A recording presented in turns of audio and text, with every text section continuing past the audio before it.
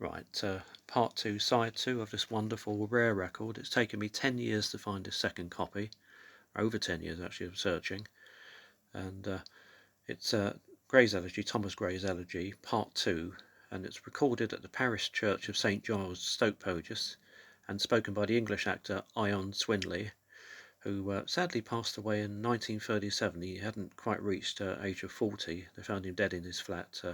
He died from a internal hemorrhage apparently. And it's spoken with curfew and organ of the Stoke Poges Church.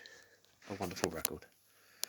One of the greatest poems in the English language, and it's read definitively.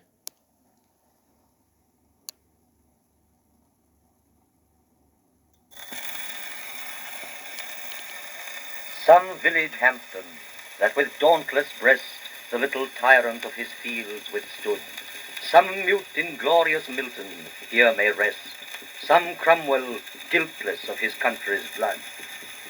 The applause of listening senates to command, the threats of pain and ruin to despise, to scatter plenty o'er a smiling land, and read their history in a nation's eyes, their lot forbade.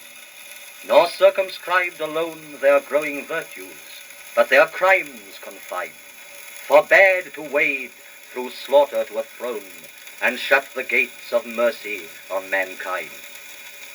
The struggling pangs of conscious truth to hide, to quench the blushes of ingenuous shame, or heap the shrine of luxury and pride with incense kindled at the muses' flame.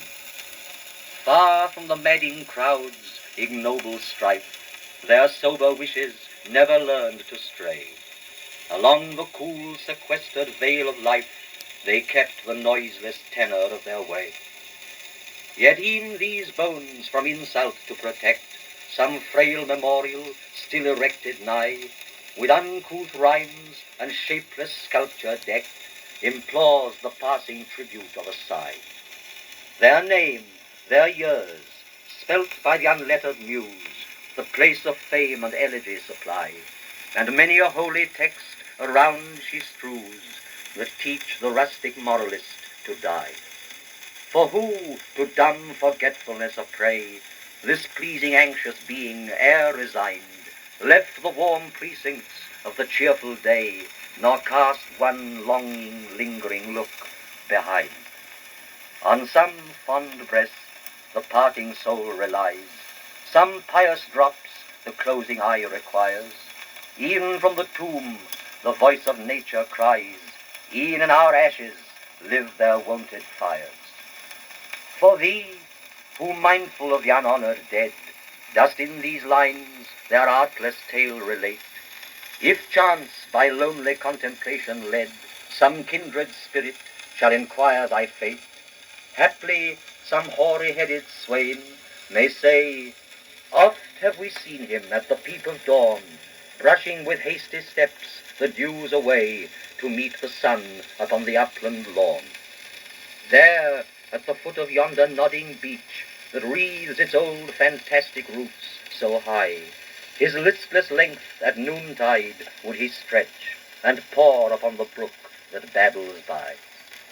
Hard by yon wood, now smiling as in scorn, muttering his wayward fancies, he would rove, now drooping, woeful wan, like one forlorn, or crazed with care, or crossed in hopeless love.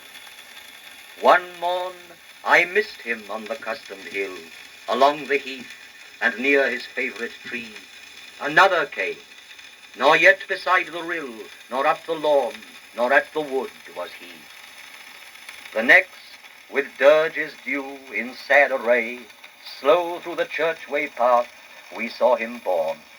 Approach and read, for thou canst read the lay graved on the stone beneath yon aged thorn. The epitaph. Here rests his head upon the lap of earth, a youth to fortune and to fame unknown. Fair science frowned not on his humble birth, and melancholy marked him for her own. Large was his bounty, and his soul sincere. Heaven did a recompense as largely send.